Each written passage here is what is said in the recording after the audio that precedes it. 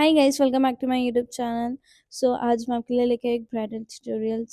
ये जो क्यूटी दिख रही है आपको, she is my house helpers daughter. आज इसकी वेडिंग थी। तो फर्स्ट ऑफ ऑल मैंने फेस क्लीन कर लिया था। फर्स्ट मैं कर रही थी आई मेकअप। मैंने बेस प्रेप कर लिया था, थोड़ा ऑरेंजिश काइंड ऑफ मैंने शेड लिया था एज अ ट्रांजिशन। देन मैंने आउटर इनर में डार्क करा। बेसिकली मैंने हेलो क्रिएट करा है, शिमर लगाया, उस पर फिर ग्लिटर लगाया क्योंकि ब्राइडल मीन्स थोड़ा चमक धमक। लैशेस लगाए, लाइनर स्मज वाला लगाया मैंने। फिर उसके बाद मैंने चारमेसी के कंसीलर्स यूज़ करे हैं for the colour correction. Primer, moisturiser सब कुछ हो चुका था। कुछ कुछ चीज़ें रिकॉर्ड नहीं हो पाई थी ड्यू टू स्टोरेज इशू। आप लोगों को तो पता ही है, आईफोन वालों के तो स्टोरेज इशू ही रहते हैं।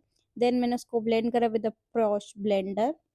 और थोड़ी बहुत हमारी चिट चैट भी चल रही थी कि how she is feeling and all. बहुत खुश थी लड़की हमारी। देन मैंने करा इसको न्यूट्रलाइज। इसका शेड मतलब एक टोन मैंने अप रखा था क्योंकि उसकी चॉइस थी ये। एक टोन अप ही रखा, वरना मैं चाहती तो 2 टोन अप रख सकती थी being a bride because she is dusky. But it her choice कि उसको एक शेड ही चाहिए था। मैंने एक शेड ही इसको अप रखा। मैंने अच्छे से स्किन पे लाइक चेक करा था एक टोन अप रखने के लिए।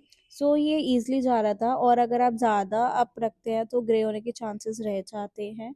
उसकी भी एक ट्रिक होती है। अगर आपको वो सब जानना हो तो मेरे कोर्स जल्दी ही इंट्रोड्यूस होने वाला है, तो आप उसमें एनरोल करा के सब कुछ सीख सकते हैं वो। देन मैंने फेस पे लगाया था फाउंडेशन शार्लेट टिलबरी।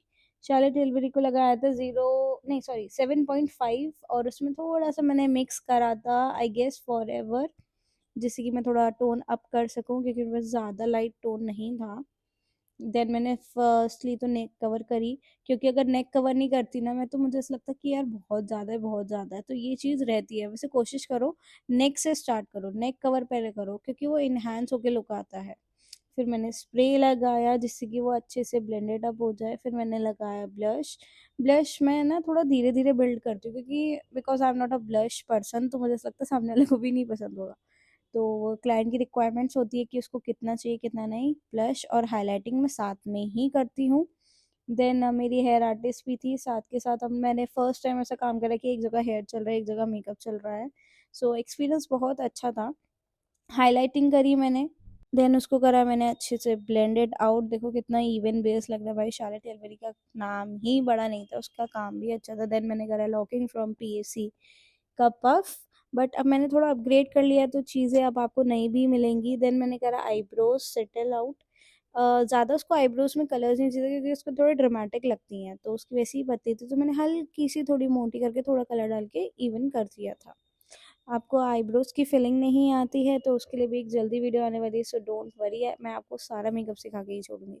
फिर मैंने एक्स्ट्रा पाउडर को कर दिया डस्ट ऑफ। उसके बाद मैं यूज़ करूँगी bronzer. Bronzer is necessary for the warmth. उसको हम अच्छे से अपने जॉ लाइन, आपके टेम्पल्स वगैरह, फोरहेड पूरे उस पर अच्छे से करेंगे जिससे कि वो एक वाइटनेस, वो मखौटा नहीं लगे मेकअप का। ब्लश पर्सन मैं हूँ नहीं, जैसे मैंने आपको बताया, तो मैं धीरे धीरे एज अ ब्लश इंक्रीज कर रही थी कि कितना कितना कितना।